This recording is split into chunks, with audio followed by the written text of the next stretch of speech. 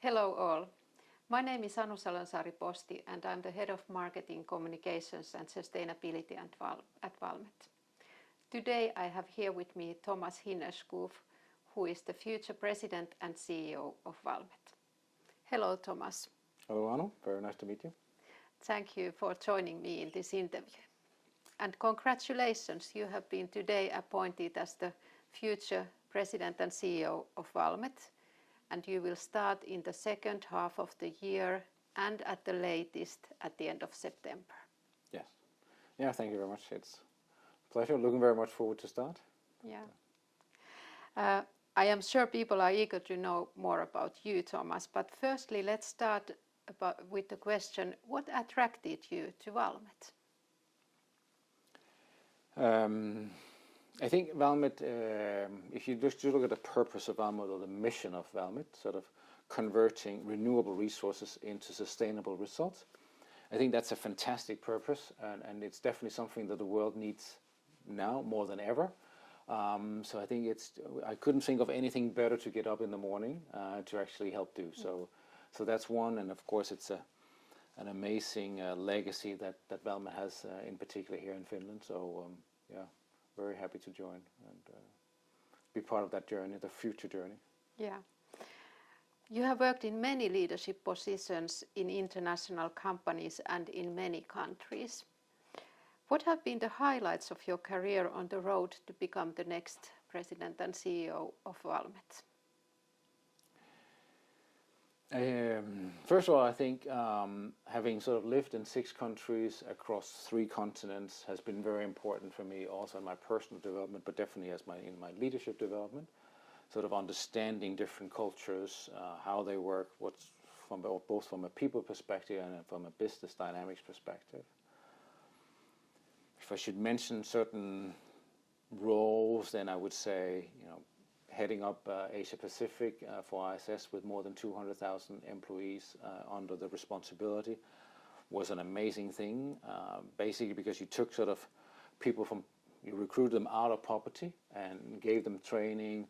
The more talent they have, the more training you gave them, the more they progressed, meant that they could create a completely different life for themselves and their families, right? And that's also why purpose is such a big thing for me, that we do something that actually benefits society while at the same time giving a return to shareholders.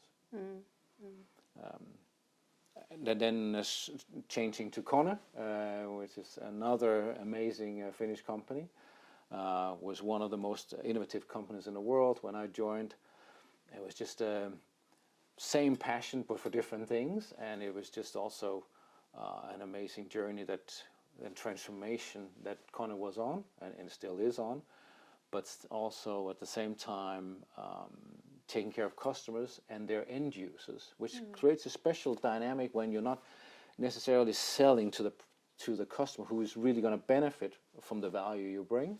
That was a very good experience. Sounds interesting.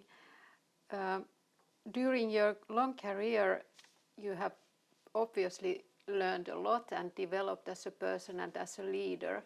How would you describe your leadership principles today?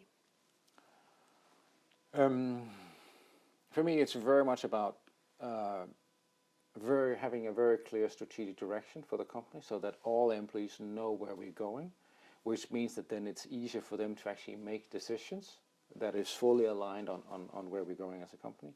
That also means that then you can empower all employees within their area of responsibility to actually handle that area of responsibility. And I think it's absolutely necessary in today's dynamic world that you have this empowered organization, because that means that you can act fast and agile in any given situation. Right? And I think the ones, if you just take a few years back when we had the COVID pandemic, the ones who actually came best out of that was the ones who had an empowered workforce that could then quickly adapt locally to whatever the situation was. Right? But when you empower, you of course need to have the right employees. So talent density is important, and having the right people in the right roles.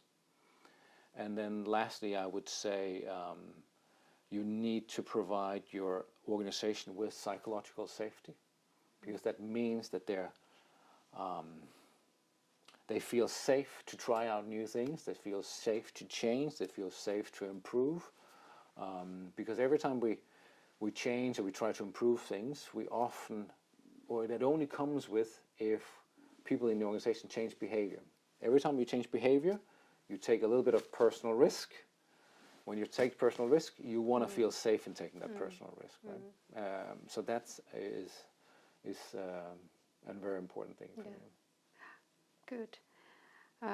Then a more personal question, Thomas. After a very busy week, what are your favorite free time activities when you start the weekend?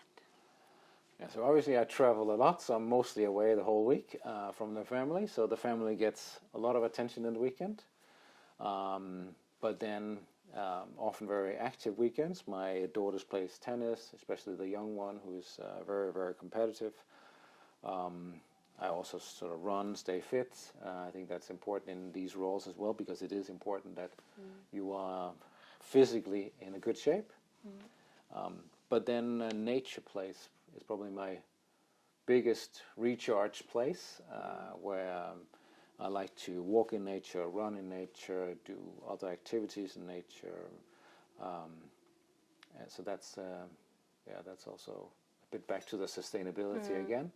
It's a very important thing for me. So no matter if I'm fly fishing or running or doing other things, Sounds nice. Getting ready for the next week. Yeah. Energizing. Yes. What greetings would you like to send to Valmet's customers, investors and partners around the world who are now watching this video?